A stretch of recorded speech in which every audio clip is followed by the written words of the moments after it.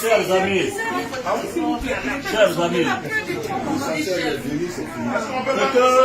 ce que je suis venu vous dire, c'est qu'il faut qu'on se mobilise. Je sais que parmi vous, certains quelquefois disent « Ah, mais le leader a dit que Ouattara ne sera plus président. Le leader a dit qu'il n'y aura pas d'élection.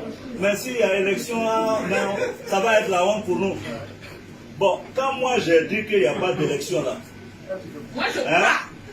quand j'ai dit qu'il n'y a pas d'élection le 31, pourquoi vous êtes inquiets?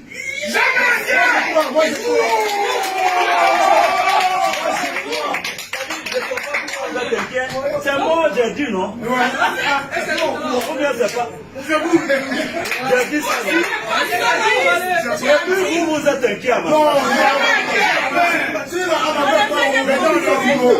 J'ai dit, je vous dis à vous, ceux qui n'ont pas encore bien compris, je dis, Ouattara n'est pas le prochain président de la République.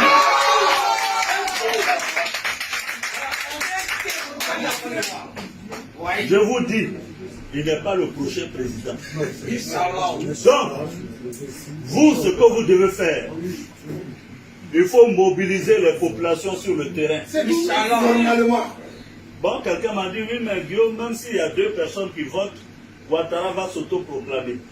J'ai dit, mais s'il s'autoproclame, on ne va pas le reconnaître comme président. C'est tout. Il sera président de ces 2 personnes-là, mais pas le président de la Côte d'Ivoire. Parce que nous, opposition, nous allons nous organiser avec les Nations Unies et tout le monde pour enclencher un processus électoral démocratique, transparent, inclusif, qui permettra au peuple seul souverain de Côte d'Ivoire de choisir le président qu'il faut à la Côte d'Ivoire. Moi, je vous dis une chose. Les gens, j'entends certaines personnes, ah oui, Guillaume, non. Moi là, ça dit que moi là, je ne me bats pas forcément pour que, dès qu'Alassane tombe et je suis président, c'est pas ça qui m'intéresse. Je ne suis pas un omnibulé du pouvoir. Je n'ai aucune obsession. Je me bats pour que la Côte d'Ivoire... Si c'est le pouvoir que je voulais, Alassane n'aurait jamais été président de la République de France. Le jour où on a arrêté Gbagbo, aussi bien Gbagbo, Bédié, ils étaient sous ma sécurité, j'aurais pu prendre le pouvoir. Ce n'est pas ça qui m'intéresse. Ce n'est pas ça qui m'intéresse. Je vous le dis, ce n'est pas ça qui m'intéresse. Moi là, ceux qui me connaissent et qui m'ont connu à l'université, je suis contre les présidences à vie, ce n'est pas aujourd'hui. Quand j'étais à l'université, demandez à Laurent Gbagbo, j'ai fait mon premier mandat à la tête de la FESI. Quand il m'a demandé de faire un second mandat, j'ai dit non. Je suis parti. Et dans ma vie, il y a mes moments de démission que j'assume. Et c'est pourquoi Ouattara, il ne me connaissait pas. C'est pourquoi il pensait que le petit poste de président de l'Assemblée, là, il allait me prendre, me traîner comme un caniche, comme les autres. J'ai dit non, je suis parti. Et j'ai assumé. Je l'ai entendu dire qu'il va me donner la prison à perpétuité. J'ai lu ça ce matin. Vraiment, je ne sais pas si... Bon, je n'ai pas utilisé de mots, après on a dit Guillaume Soro utilise des mots. Bon, je ne sais pas si c'est la sénilité. Parce que quand quelqu'un est vieux, il peut... Ouais, non. Voilà. Sinon, comme Alassane n'est jamais allé en prison, c'est pas dans sa bouche là. En prison là, c'est facile. Mais Dieu inscrit dans le destin de chacun. J'espère que Dieu inscrit dans son destin prison. Il va aller s'asseoir là-bas, il va voir ce que c'est. Donc, moi je vous dis, il faut qu'on se mobilise sur le terrain.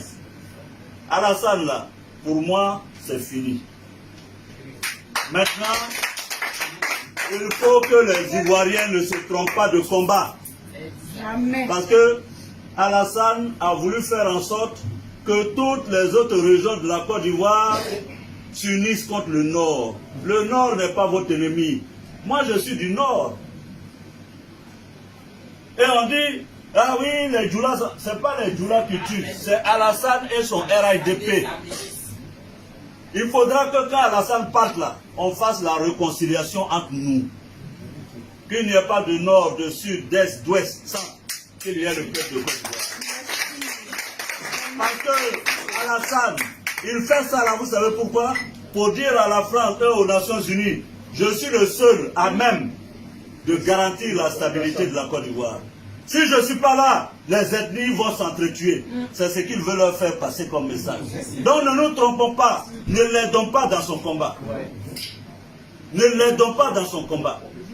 Nous, on doit montrer que le seul problème de la Côte d'Ivoire, c'est Alassane Ouattara.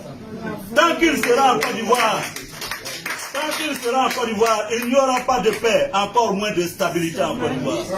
Ça, il faut qu'on le dise, mais il faut que les gens le comprennent. Il faut que l'Occident le comprenne. Il faut que les Nations Unies comprennent. Tant que Alassane est en Côte d'Ivoire, là, il n'y aura pas de paix. Voilà. Et donc, je vois, on dit Guillaume est allé à Dabou, machin, etc. Moi, j'ai besoin d'aller à Dabou. J'ai besoin d'aller à Dabou. Pour dire aux gens qu'on est en train de vous tuer, défendez-vous. Président, sans vous couper, toutes les populations de Dabou vous transmettent leurs affections. Voilà. Donc, ils veulent distraire les gens. Ne vous laissez pas distraire. Alassane pensait que j'allais aller dans le sens de coup d'État. Et puis il allait dire au blanc, ah oui, je vous ai dit, ce monsieur-là, c'est un putschiste éternel. Je ne suis pas allé dans ce sens-là, je l'ai dribblé. Je suis allé sur le droit où il ne m'attendait pas. Je l'ai battu de façon cinglante à 2 reprises. Je suis allé au plan de la diplomatie. Aujourd'hui, lui, il est président. Moi, je suis chômeur. Mais la CEDEAO, là, on a divisé les présidents. J'ai pour moi dedans.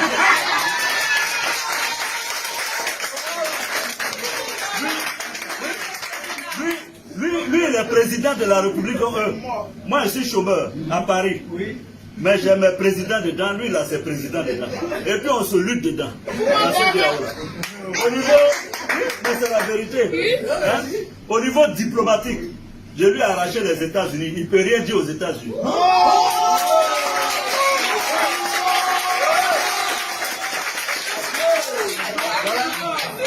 Voilà. Donc, ici à Paris, on s'est battu, on s'est saisi. Moi j'ai pris Macron. À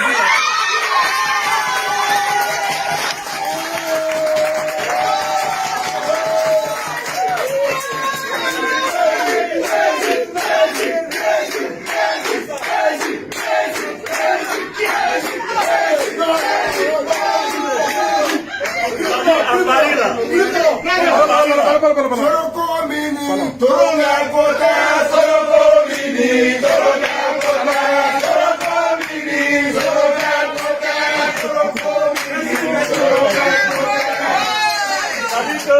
À Paris ici là, on s'est nyaga. Moi j'ai pris Macron, lui il a pris le Drian.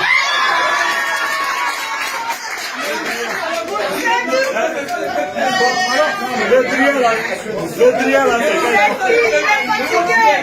moi j'ai pris Macron, il a pris le Drian. Et il n'a même pas honte, hein, c'est le président. Donc ça là, ça c'est au plan diplomatique. Mais au plan politique, voilà. Or, au plan politique, parce qu'il croyait, il racontait à tout le monde, elle a été pérennisée, j'ai tous les partis, j'ai Afin ça, j'ai tel ici. Je l'ai battu là. J'ai pris, c'est-à-dire Bédier. Lui et moi, on se parle tous les jours. Bravo, on se parle tous les jours. Afin, on se parle tous les jours.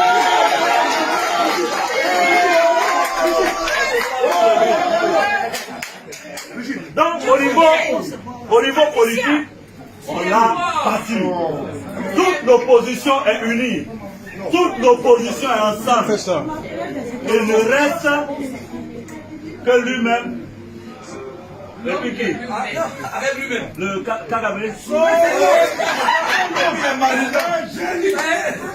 militaires de Kagame, c'est lui-même. Pardon. Donc, chers amis, Donc, chers amis, Dibona, qui je te vous demande, Dibona, chers amis, je suis donc venu vous dire, n'ayez aucun doute, n'ayez aucune crainte. Je suis là. Et je suis là, quelquefois je me tais, parce que j'ai mes aînés. C'est eux qui doivent être au devant et honorés. Mais sachez que jamais je ne lâcherai. Alassane m'a déclaré la guerre. Il dit, il va me mettre la perpétuité. Dites-lui que j'ai entendu. Le peuple sénégalais a entendu. Le peuple de Côte d'Ivoire a entendu. Les peuples africains ont entendu.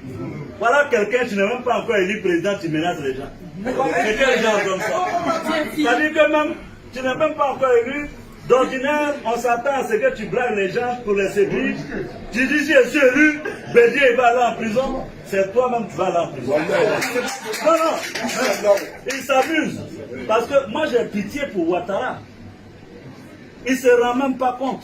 J'ai pitié pour lui. Parce qu'il a tellement remonté les Ivoiriens. Si moi, Guillaume Soro, qui a été en dévotion pour Ouattara, je suis en mesure de parler comme ça, et les autres.